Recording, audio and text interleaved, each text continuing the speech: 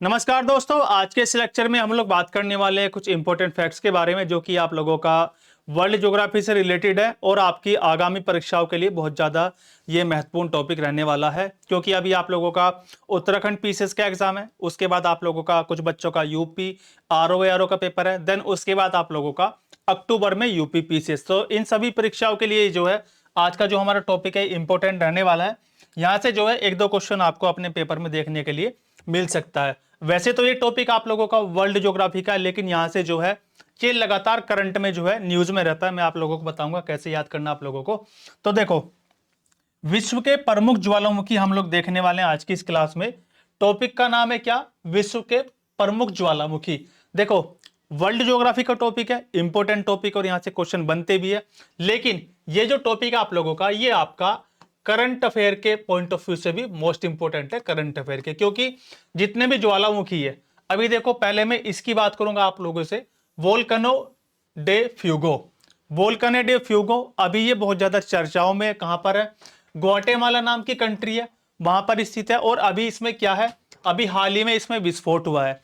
तो अब ये करंट अफेयर के पॉइंट ऑफ व्यू से भी और आप लोगों का वर्ल्ड ज्योग्राफी के हिसाब से भी इंपॉर्टेंट क्वेश्चन बन चुका है। तो इसी तरीके से कोटोपैक्सी है, आप लोगों का स्ट्रैम्बोली है, ये जितने भी ज्वालामुखी है इसमें से कुछ शांत है, कुछ आप लोगों के सक्रिय है। सारी चीजें हम लोग डिस्कस करेंगे। तो दोनों पॉइंट ऑफ व्यू से आप लोगों का ये क्वेश्चन इंपॉर्टेंट बन जाता है। तो जल्दी से देखेंगे फटाफट से। वोल्केनो डे फ्यूगो ये आप लोगों का हो जाएगा ग्वाटेमाला, एक कैरेबियन कंट्री है, ठीक है, ये आप लोग याद रखोगे ग्वाटेमाला।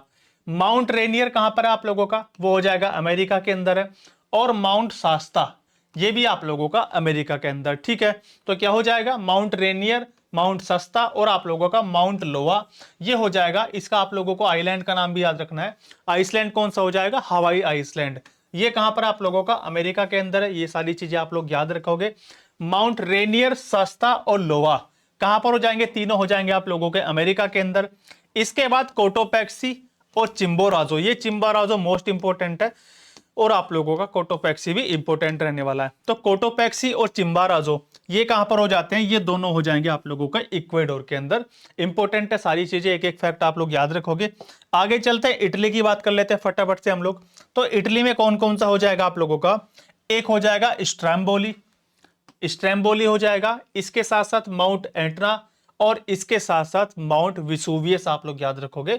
विसुवियस भी आप लोगों का मोस्ट इंपोर्टेंट है। तो क्या क्या हो जाएगा बच्चों? स्ट्रैम्बोली, माउंट एटना और आप लोगों का माउंट विसुवियस। ये ज्वालामुखी कहां पर आप लोगों के? ये हो जाते हैं इटली के अंदर। इसके साथ मोस्ट इंपोर्टेंट आप लोगों का दक्षिण अमेरिकी महाद्वीप में स्थित है कौन सा? Mount Kilimanjaro. इसको याद रखोगे आप लोग, हालांकि ये निष्क्रिय है, इसमें विस्फोट होने के चांस नहीं है। ये आप लोगों का तंजानिया के अंदर है, ठीक है। तो 10 हम लोग देख चुके, आगे चलते हैं, थोड़ा और देख लेते हैं कुछ। आगे आ जाओ। माउंट फुजी और आप लोगों का माउंट सकुराजिमा, ठीक है। माउंट फुजी और माउंट सकुराजिमा ये कहां पर हो जाते हैं आप लोगों के? ये हो जाते हैं भाई जापान के अंदर, ठीक है। ये आप लोग याद रखोगे। जापान एकमात्र एशियन कंट्री जो G7 में शामिल है। आपको पता है G7 का ऐसा एकमात्र कंट्री जो एशिया का है वो है आप लोगों का Japan. Mount Merapi most important है, चर्चाओं में रहता है। क्राकाटोवा ज्वालामुखी और आप लोगों का माउंट सुमेरु ये तीनों हो जाते हैं आप लोगों के इंडोनेशिया के, यानी कि अब ये जो बात कर रहे हैं हम लोग एशिया की बात कर रहे थे, ठीक है। जापान और इंडोनेशिया का हम लोगों ने देख लिया है। ये जो क्राकाटोवा है इसमें अभी हाल ही में विस्फोट हुआ था। और अभी ऊपर आप लोग मेरे साथ पढ़कर आए हो क्या? ग्वाटेमाला। ये आप लोग याद रखोगे सारी चीजें। तो आज की इस क्लास में हम लोगों ने लगभग 15 ज्वालामुखी देख लिए जो भी इंपॉर्टेंट है।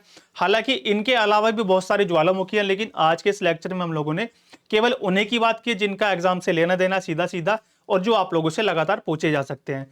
तो चलिएगा फिर मिलते हैं किसी नेक्स्ट क्लास में। Thank you so much.